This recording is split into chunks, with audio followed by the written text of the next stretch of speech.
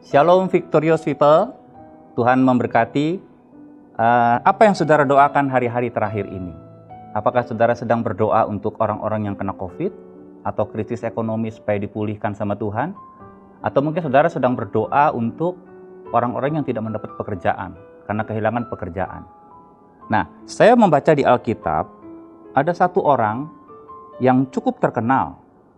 Dan bukan orang yang itu yang saya mau expose, tapi topik doanya ini adalah doa terbesar, teragung, termulia yang saya pernah temukan di Alkitab. Nah, mari kita akan baca dalam Keluaran pasal 33, saudara, ayat yang ke-15. Orangnya itu namanya Musa. Dia berdoa begini, "Jika engkau sendiri tidak membimbing kami, jangan suruh kami berangkat dari sini." Nah, kalau orang tidak mengerti latar belakang dan apa sebabnya Musa berdoa seperti ini kesan yang kita tangkap adalah ini seperti doa dari seorang yang marah atau ngambek, lalu dia seperti kayak mengancam Tuhan begitu. Ya, perhatikan kata-katanya, "Jika engkau sendiri tidak bimbing kami, jangan suruh kami berangkat dari sini." Namun apakah seperti itu? Nah, mari kita lihat latar belakang atas sebab Musa berdoa seperti ini. Setidaknya manusia yang namanya Musa ini, dia mendapat masalah ya, mendapat suatu momen yang meragukan hidupnya dia dua kali. Takut, tidak percaya diri. Pertama waktu dia diutus oleh Tuhan ketika mau melepaskan bangsa Israel dari perbudakan Mesir. Nah, waktu itu dia berkata kepada Tuhan, menolak secara halus, dia berkata, "Aku tidak bisa berkata-kata lancar, jadi tolong jangan aku yang disuruh." Lalu Musa ini berdebat dengan Tuhan. Lalu Tuhan mengambil keputusan, begini aja Musa, ya, kalau engkau memang tidak bisa berbicara, saya akan suruh Harun. Sampai Tuhan berjanji banyak kali di dalam Keluaran pasal yang keempat, di antaranya ayat 12. Dia berjanji begini kepada Musa, Tuhan itu, "Sebab itu pergilah, aku akan menyertai lidahmu dan mengajar engkau apa yang harus kau katakan." Sebenarnya bukan menyertai lidah Musa saja, menyertai dengan tanda-tanda ajaib. Kita tahu waktu Musa itu ke Mesir, apa yang terjadi? Setidaknya 10 tulah. Itu satu prestasi mukjizat yang tidak pernah terjadi lagi di era Musa.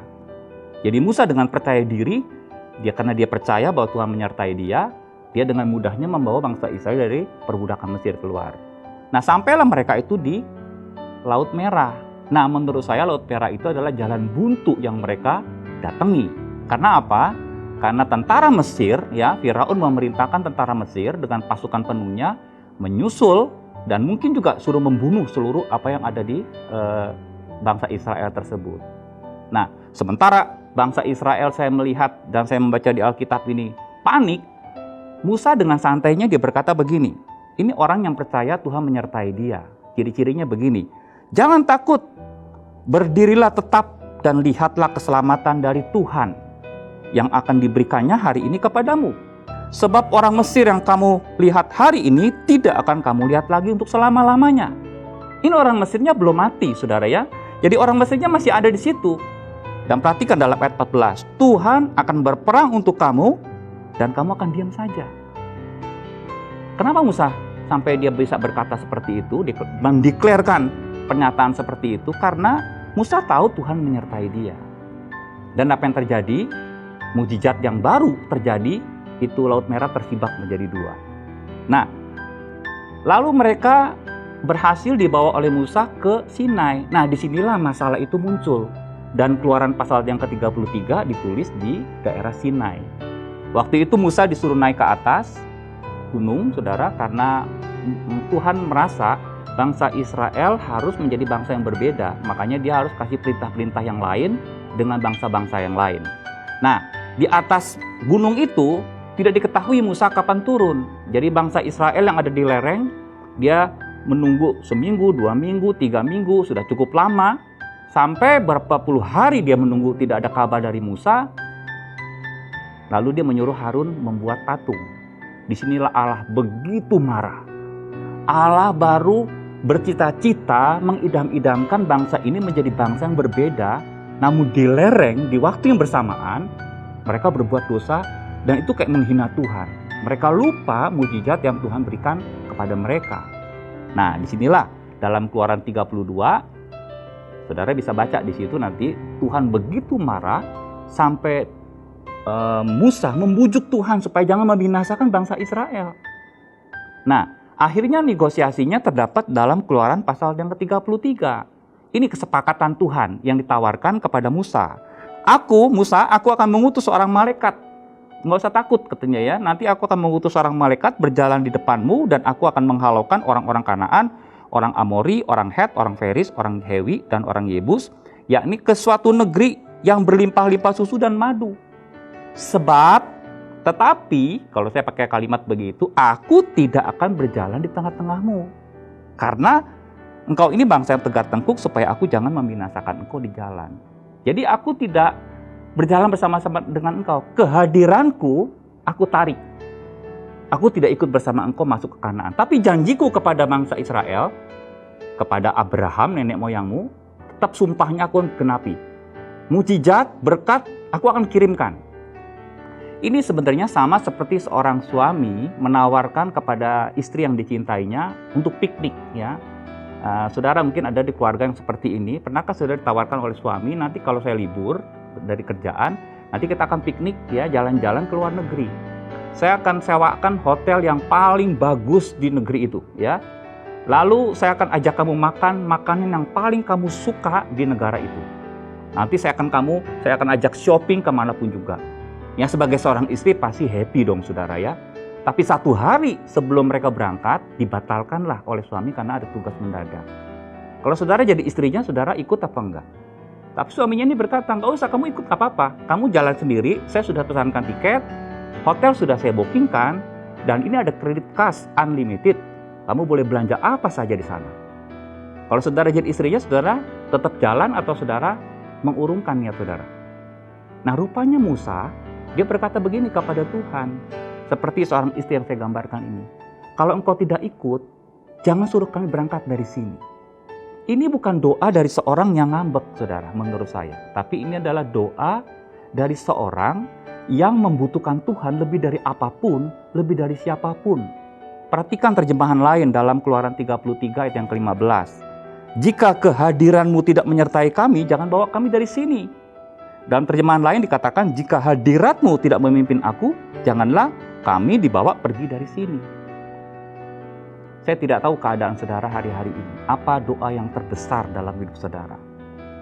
Kena COVID itu hal yang menakutkan memang. Ya, krisis ekonomi pun itu hal yang menakutkan.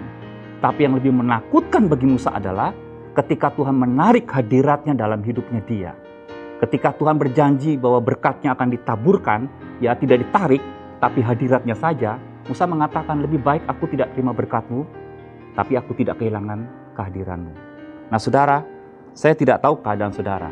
Saya baca di Alkitab ada seorang yang mirip dengan ini. Saudara pernah baca tentang Yakub? Yakub ketika dia bergumul dengan malaikat Tuhan, yang menjelang pagi, dia berkata begini ketika malaikat Tuhan suruh membiarkan dia, melepaskan dia, tapi Yakub dia berkata, aku tidak akan membiarkan engkau pergi jika engkau sendiri tidak memberkati aku. Ini bukannya dia minta berkat begitu, karena dia sudah kaya. Berkat di sini artinya dia minta penyertaan Tuhan untuk supaya dia dipulihkan hubungannya dengan Esau. Dia minta jaminan pagi itu, dia tidak akan lepaskan sebelum Tuhan memberikan jaminan kepada dia. Bagaimana dengan saudara berdoa? Saudara, kalau saudara kebutuhan yang sangat mendesak untuk kehadiran Tuhan dalam hidup saudara, saudara mirip dengan Musa. Saya akhiri saudara dengan saya punya buku ya, Story Behind the Song ya. Saya buat buku ini, Story Behind the Song adalah lagu-lagu yang dikarang dan kisahnya itu di balik itu banyak yang bagus. Dan diantaranya ada lagu yang namanya Lebih Dari Nafasku.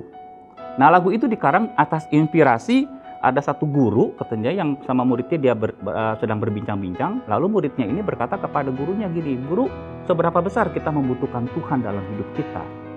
Lalu gurunya mencelupkan kepala murid itu ke dalam air untuk beberapa saat, lalu diangkat. Ya tentu kalau kita menjadi anak itu kita akan protes. Anak itu bertanya, guru kenapa engkau membenamkan kepalaku? Aku tuh gak bisa bernapas. Dia bertanya kepada anak ini, apa yang kau rasakan waktu engkau dibenamkan kepalamu? Ya aku tidak bisa bernapas. Dan apa yang kau butuhkan waktu itu? Aku butuh udara. Seberapa besar kau butuh udara? Anak itu menjawab, aku sangat butuh udara, atau saya mati di situ.